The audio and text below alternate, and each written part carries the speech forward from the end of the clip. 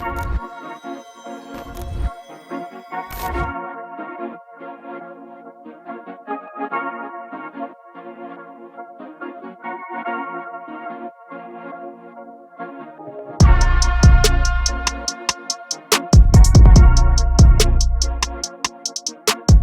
up, Tiger fans? My name is Jayden Stuart, joined alongside my co-host for this new episode of TSR.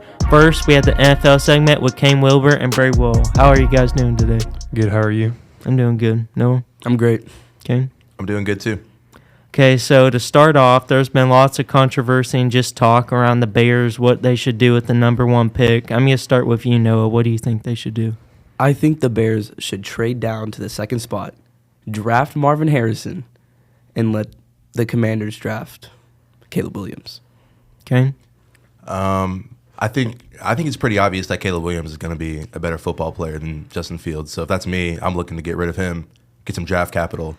I think there's maybe even a world where you can get Caleb Williams and Marvin Harrison. You know what I mean? So I think Caleb Williams is definitely the option for the future.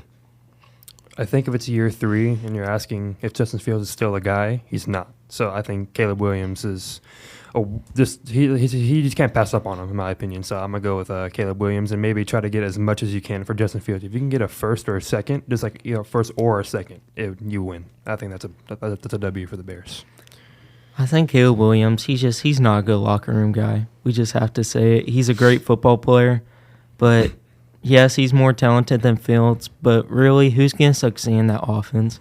Their offensive line's still bad. If they match up Marvin with DJ Moore, that would be crazy. And if Fields isn't the answer, there's Jalen Milroe, Shooter Sanders next year.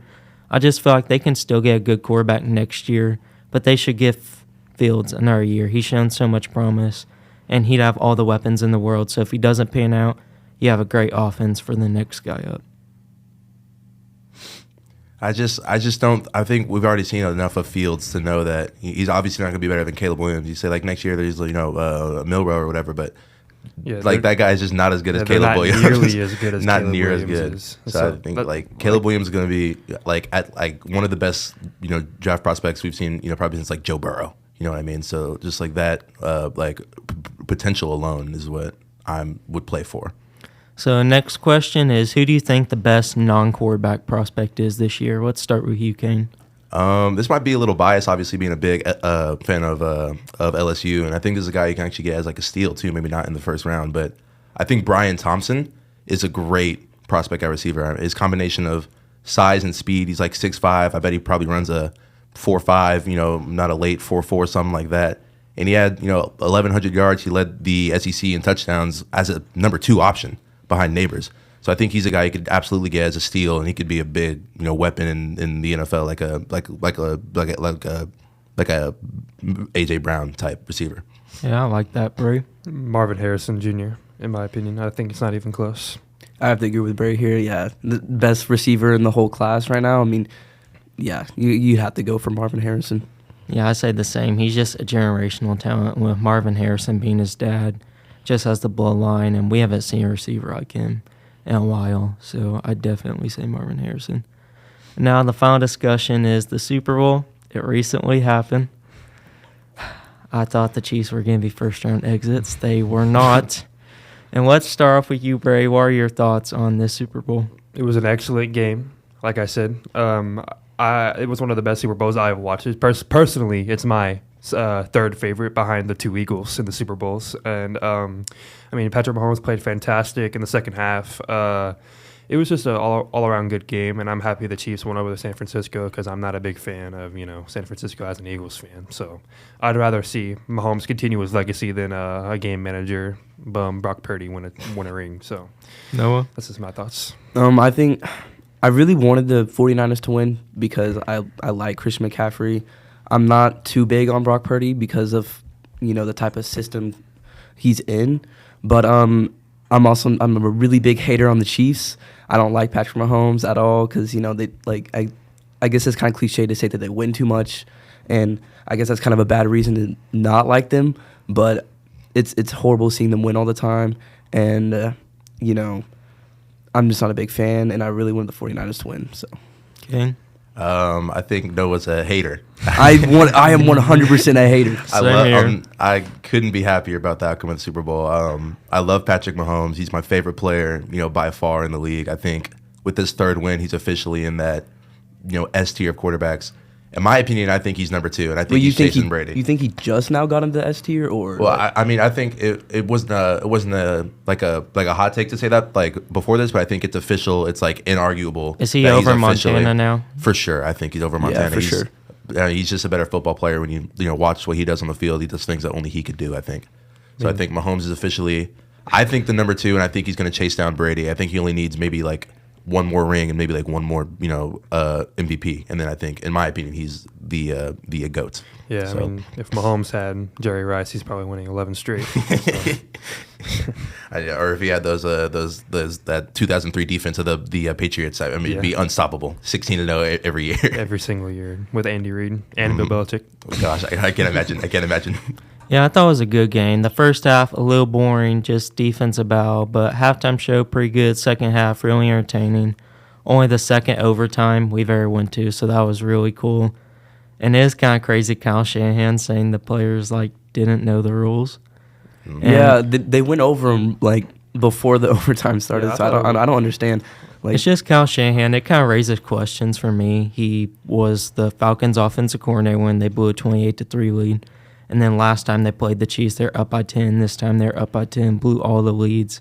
He tends to abandon his best thing, the run game. But Purdy, he didn't play bad, but he didn't play great. He did okay for his first Super Bowl, but Mahomes, he just always shows up in the playoffs. It's just how it is. You love to hate the dynasties, but you gotta respect greatness. They just if you don't like them, amazing. If you don't like them winning so much, then stop them. Yeah, in my opinion, if you can win and win as much as you can. So as much as I hate the Chiefs, I still respect everything they're doing over there. But yeah, hopefully Michael Lurie quarterback Lamar can put into the madness next year. Okay, I loved all your guys' opinions. That's it for the first segment. Now off to NBA. Right now, get $200 from TTCU Federal Credit Union when you open a new checking account with direct deposit. What would you buy with $200? Cars, race cars, my own apartment, 100 coloring books, and a puppy. Or maybe some groceries and a tank of gas. $200 for whatever works for you from TTCU, because life is better in balance. Welcome back to Tiger Sports Report podcast. We are joined alongside Am Rowan and Kelly Ike with the NBA segment, and today we're going to be talking about who would you rather start your franchise with. So the first one we have is Ja Morant or Jalen Brunson. Aiden, let's start with you. Well, Ja Morant's a hard player to talk about this season because, he hasn't been able to stay healthy, stay on the court for, any reason. So he's played very small amount of games, 10 games. But I'm still going to go with Ja Morant this season despite Jalen Brunson's crazy season, because Ja Morant is just a generational talent. He is a guy who's a 6'3" guard, and he's going to lead the league in points per game in the paint, right? He's just a phenomenal player. He makes the Grizzlies way better, and I would just have to give it to Ja Morant. Noah? Yeah, I'm going to have to agree with Jayden here. Ja Morant is just Aiden. You said Jayden. Did I say Jayden? Yeah. Oh, my bad, guys. I meant Aiden, but I'd have to agree with Aiden here. Ja Morant is just a way more explosive player. He, like Aiden said, more points in the paint per game. Just an overall better talent, better generational talent. But yeah, my pick is Ja Morant. I don't think there's a wrong choice, but I would rather have Jalen Brunson on my team the way he's playing right now and the way he's been able to improve the Knicks overall. Because you can't – a player like Ja Morant, he, as we've seen, he either injuries or off-court shenanigans, he just can't stay on the court. And, he's not useful unless he's on the court. So I'm going to take Jalen Brunson because he's more of a distributor. He's scoring just as well as Ja Morant was. I think overall he's – played better than Ja Morant this season than Ja Morant did in his first couple seasons when he actually played basketball. I agree with you, Bray. Oh my gosh. I agree with you, Cody Brunson. He's just a bucket because Ja Morant, like you need a leader in the locker room, and it's like Antonio Brown that just takes away. It's a big distraction. Riches to rags. And he can't stay healthy. He has off the court issues. So I just think Jalen Brunson, he's gone defense, gone offense. John Morant, he is more talented, but just who I'd want to start a franchise with, I would say Brunson, just because how good of a leader he is.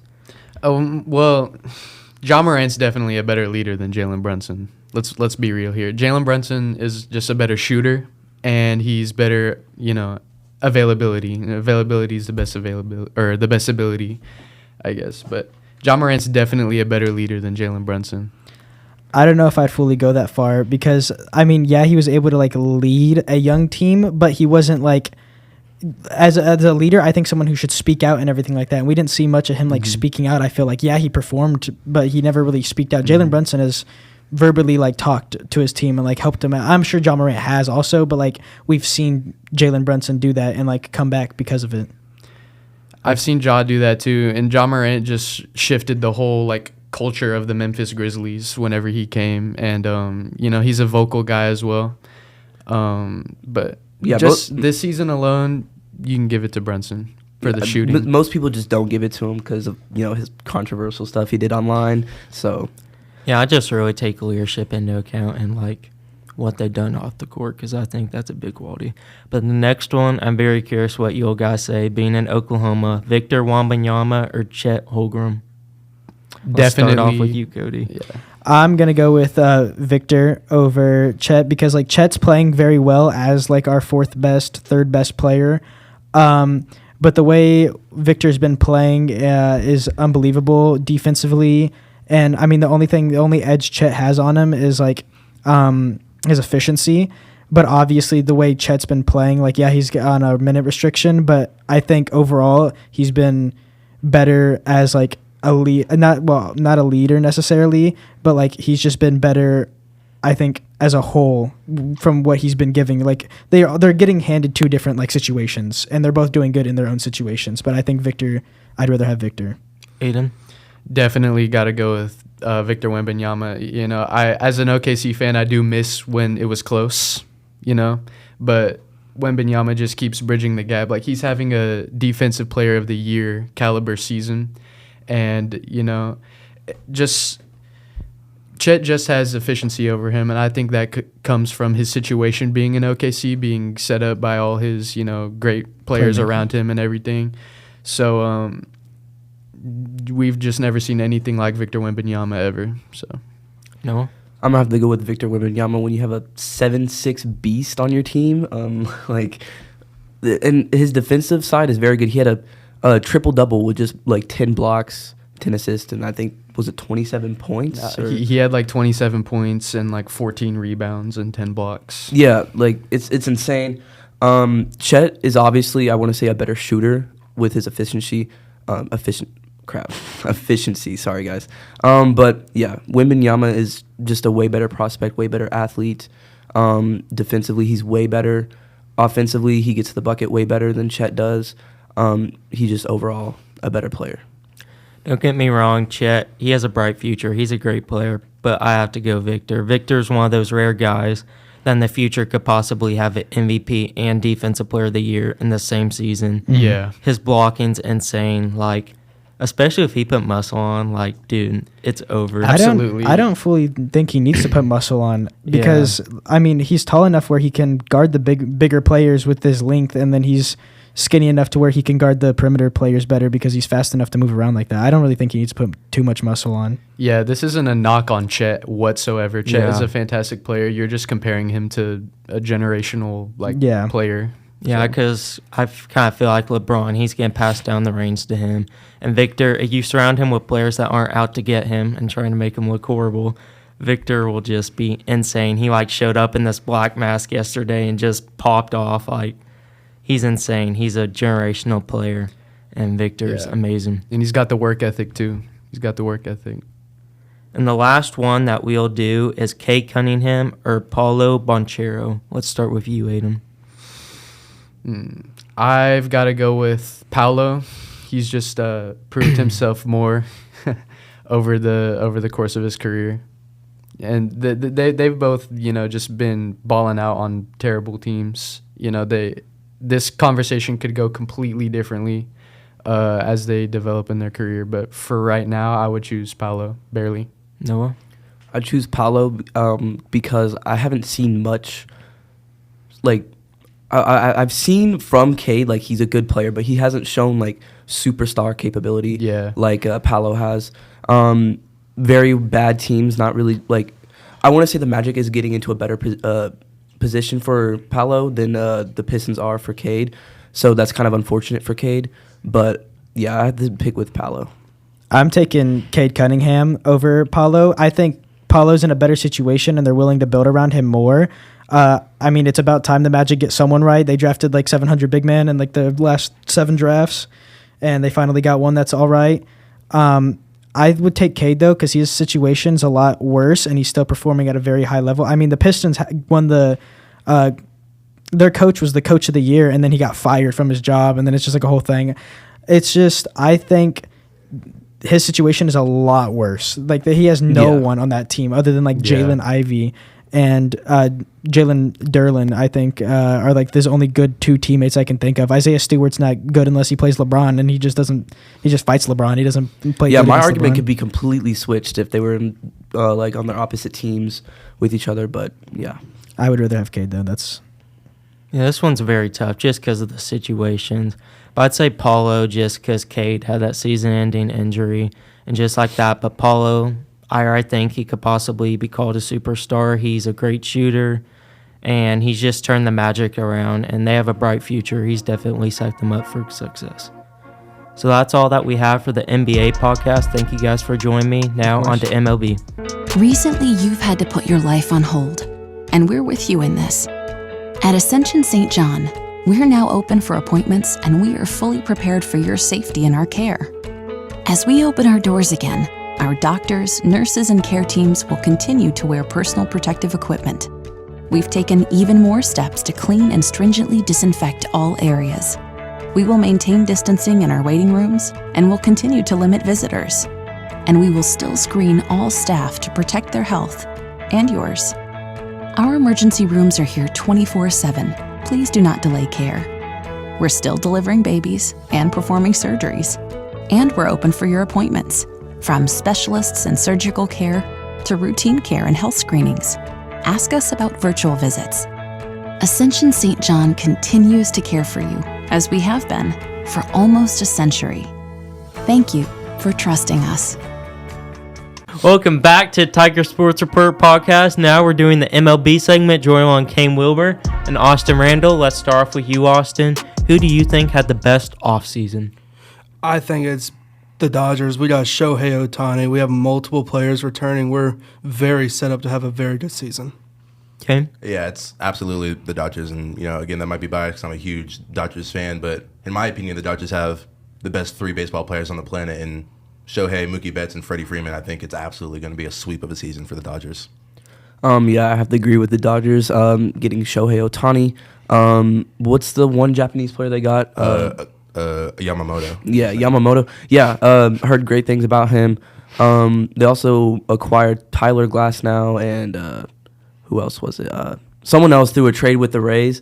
So, yeah, I have to say the Dodgers. Yeah, and not to mention the contract they got Shohei on is, it's a lot of money for a long time. But they're paying him like $2 million a year. Yeah, like That's $2 million crazy. for 10 years, and then the rest of his contract paid off for like another 50 years or something like that. So they're kind of cheating, but Cheating him out of his money, bro. But he's still gonna get it. But like as a Dodgers Well, fan, yeah, I'm not complaining. So I agree. Dodgers had a great one, but I think I'd have to say that Atlanta Braves. They did good, signed pitchers, just lots of depth with Ronaldo Lopez, Joe Jimmies, Chris Sale. They're all good signs, and they have lots of pitcher depth now. I feel like they could be a very good team this year. So Dodgers, of course, they just built a super team, spend all their money. But I got to give respect to Braves. They did a pretty good offseason. So the next question I have for you guys is, what is your early World Series prediction? Let's start with you, Kane. Obviously, I think the Dodgers. I think the AL is kind of just a race for second for who's going to get there. The Rangers obviously had a very good year last year. They won the World Series, had a stacked pitching cast already, and then with DeGrom coming back from injury, That's the easy pick, but I think maybe a sleeper over there is hopefully the Yankees can get it back together with Aaron Judge. Maybe we'll stay a little healthier this year. And I think that matchup, the Dodgers and the Yankees, would be really fun in the World Series. So that's one that I would like to see. No. I think the Rangers, they go back to back. They have some serious talent with Jacob deGrom and Corey Seager. They also have a serious threat on the outfield with Evan Carter and Wyatt Langford. It's going to be the Rangers, I think. Austin? Obviously, I think the Dodgers are going to be there. We are way too stacked to not make the World Series. And a team that surprised everyone last year, the Boston Orioles, I think they'll make it this year to the World Series. Thank you. I'd have to say the Dodgers, of course, and then Toronto Blue Jays. They are very good. Dodgers, of course, they have that insane team. Like you said, best 3 players in the world probably. And they just have to not choke for once. Sorry. And then the Blue Jays, they just had great hitters in Vladimir Guerrero and Bo Bichette. And I think Blue Jays, they'll be able to make it this year. So now this next question, who do you think is best set up for the future? Noah, let's start with you. Again, I'm going to have to say the Rangers. Such a young team. Serious outfield threats, like I said, with your last question, with Evan Carter and Wyatt Langford. I think they're serious young players that can really flourish in the league. Austin? I think the Dodgers are very well set up for the next few years, a while even. We're going to see multiple World Series titles throughout the next few years with the Dodgers. Okay. Where Austin and Noah went with teams who are already set up now, who are maybe set up, for success now and in the future, I think a team that might have to wait to grow into that success is the Orioles. They have a really young cast already. They obviously have the catcher, Richmond, who's one of the best players in the league already. He's like 26, 25, something like that. Then they have Jackson Holiday as well from Stillwater, first overall pick, kind of waiting in that farm system to hopefully step into a bigger role and be a really good player, I think, in my opinion. So I think in the future, the Orioles will be definitely one of the best contenders in the league. Yeah, I say the same as you, Kane, just because they already have a very good World Series caliber team. And Jackson Holiday, the son of Matt Holiday, he's went insane in the minors. He's progressed really good. He didn't go to college. He got drafted number 1 out of high school. Just insane. His birds are really good, too. It just runs in the family. He's a very good baseball player. I think they're going to be really well set up for the next 10 years or so.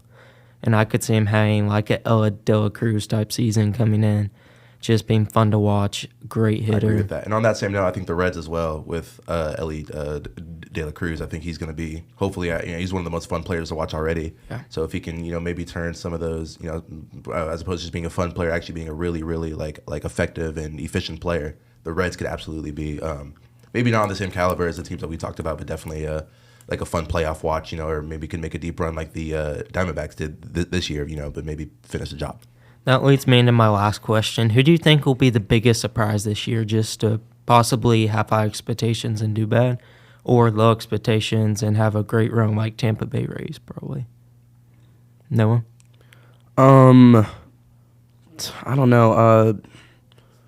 I'd have to think about this for a little bit. I'd have to go to Kane here. A team I really love is you guys I think are going to laugh. The Mets are really, just a fun group of guys, and they have no business winning anything really. But I think they have pieces to absolutely, just do something fun. They obviously have Pete, Alzando, or the polar bear. That's what I call him, the polar bear. And then they have the shortstop as well is very fun. It's the Mets, everybody loves the Mets. Maybe not gonna surprise them, but that's my secret hope for the some NL competition with my Dodgers, who are just gonna win the World Series by 100 probably. Yeah, I like that, Austin. I don't think they're gonna make it to the playoffs, but I would like to see the Oakland A's mess up some teams. It would be awesome to see that. Yeah, I was thinking the Oakland A's as well. Historically not as well, good team, but terrible. Just wanted to give him a little credit with that, Kane, but I get it. And they're just gonna have fun out there, and might as well play baseball and have fun while getting paid for it. So, yeah. I think the Oakland A's are the most sorry franchise to ever exist. They are trash. It would be cool, but It won't happen, in my opinion. They had like 6 people per home game last year. Yeah, like no they one wanted to see totally them. disrespected They're their moving out of fans. they're moving out of Oakland as well. Like they're not going to be. They have money for that? the A's anymore. They have money for that? I don't know. I think they're moving to Vegas too with the Raiders. But Really? Just send them to the Little Leagues. No one likes them. Yeah. Just let them play on Little League field. But I actually think Cincinnati Reds, because like you said, Ella De La Cruz, he's so fun to watch. And they could definitely make a run this year. Probably not the World Series, but could see a playoff, just bigger turnaround. And they have a very fun team, very good, young, talented team. So I'd say the Reds. Okay, that wraps up the MLB segment. Now to the last segment where we interview some Tiger athletes.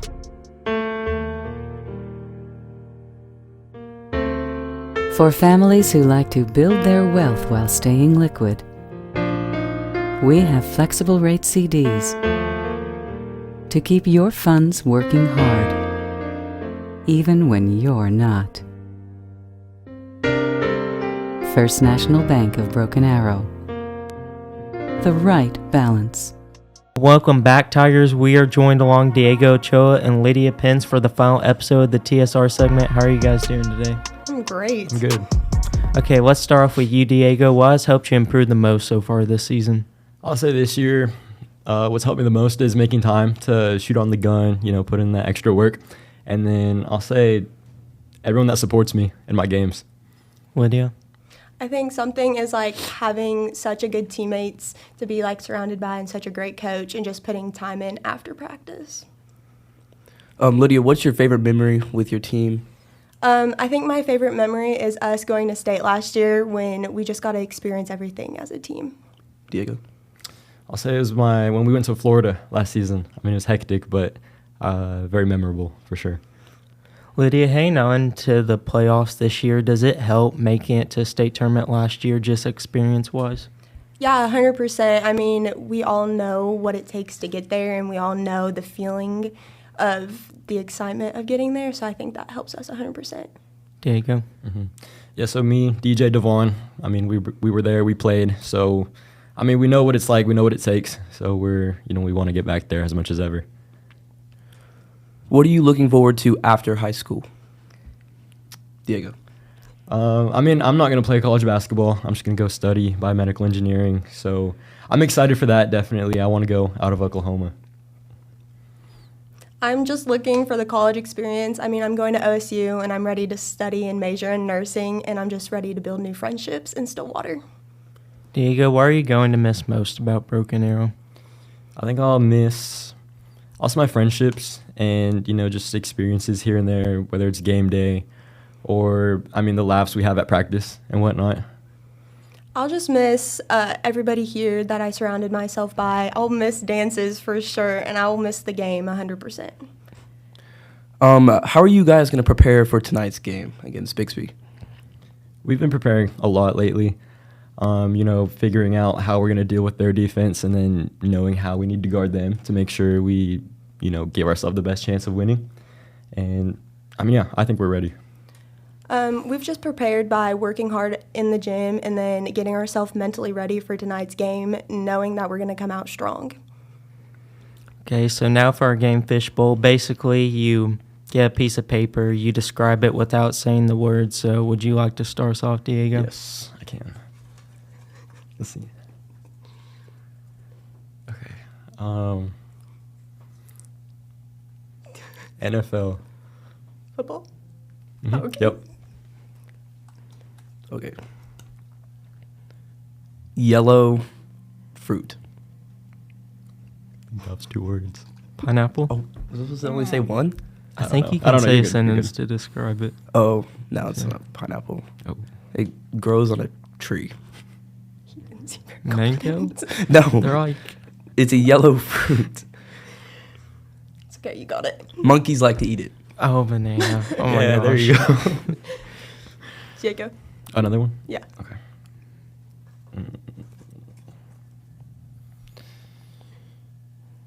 Music. Guitar? Artist? It's going to take a couple. Are we going back and forth right now? Yeah. Is there anything else you can say with it? Apple. Apple Music. Apple. I don't know. Headphones. Oh, Beats. AirPods. Okay. Yeah. Okay. I love Apple Beats. Our rival school. Jinx. No. Union. Yeah. Oh, I was thinking Bixby, but okay. One more. One more? Yeah. All right. Let's do it. Oh, gosh. I don't know how much I could say. A cup. Type of cup. Red Solo Cup. Mm-mm. You carry a hot drink in it. Mug. Yeah. Okay. Oh, no. Okay, this is Miss Dildine's favorite artist. Taylor Swift. Yeah. You got it. You got it. Okay, that was our episode of TSR. Hope everyone enjoyed. We'll see you guys next time.